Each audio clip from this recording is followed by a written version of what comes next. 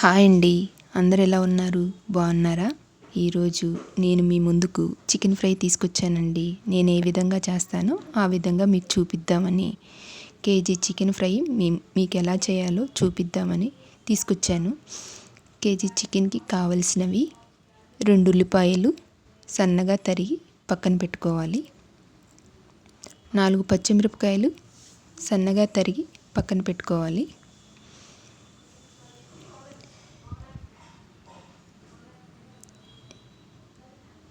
Chicken fry అంటే ఎవరికి ఇష్టం ఉండదండి, అందరికీ ఇష్టమే కదా.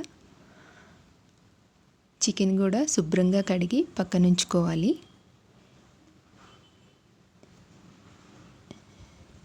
అన్నీ తరిగాం కదండి. ఉల్లిపాయలు, పచ్చిమిరపకాయలు, కరివేపాకు అన్నీ రెడీగా ఉంచుకోవాలి. ప్యాన్ పెట్టుకోవాలి, ఆయిల్ వేసుకోవాలి. ఆయిల్ హీట్ ఎక్కాక ఉల్లిపాయలు,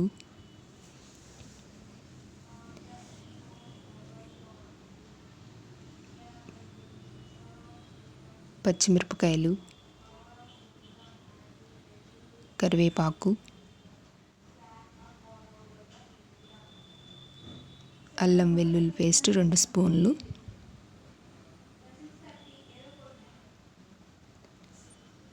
అంతా కలిసేటట్టు కలుపుకుంటూ కొంచెం బాగా వేపుకోవాలి. ఇప్పుడు చికెన్ వేసుకోవాలి. చికెన్ మొత్తం బాగా అల్లం వెల్లుల్లి పేస్ట్ పట్టేటట్టు బాగా కలుపుకోవాలి.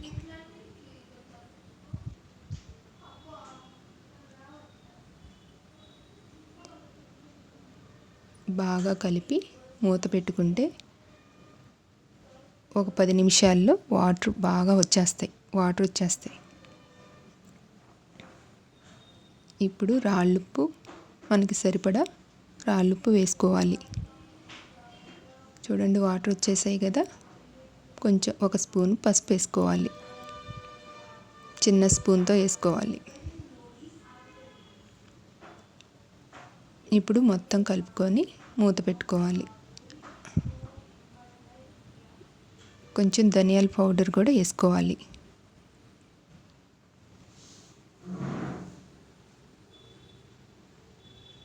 చూడండి, వాటర్ అంతా తగ్గిపోయాయి. ఇంకా కొద్దిసేపు ఉంటే ఆ వాటర్ కూడా వినిగిపోతాయి. ఇప్పుడు ఆయిల్ కనిపిస్తుంది చూడండి, వాటర్ అంతా వినిగిపోయి ఇప్పుడు కారం వేసుకోవాలి 2 స్పూన్లు. ఇందాక 4 పచ్చిమిరపకాయలు వేసుకున్నాం కదండి. ఇప్పుడు 2 స్పూన్లు కారం వేసుకోవాలి. కొంచెం మిరియాల పౌడర్ వేసుకోవాలి. కొంచెం కస్తూరి మేతి వేసుకున్నానండి. మీరుంటే వేసుకోవచ్చు, లేకపోతే స్కిప్ చేయొచ్చు.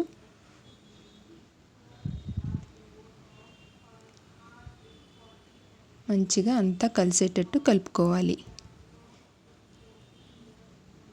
కలుపుకొని ఇంకా కొద్దిసేపు వేపుకోవాలి చికెన్ అంతా.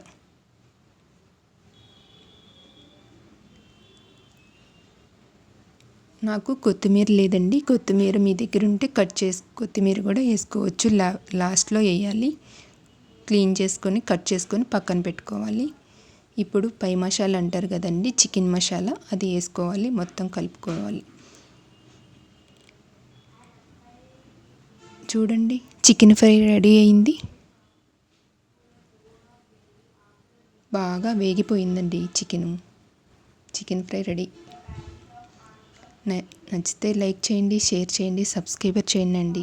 ప్లీజ్ మీరు కూడా ట్రై చేయండి.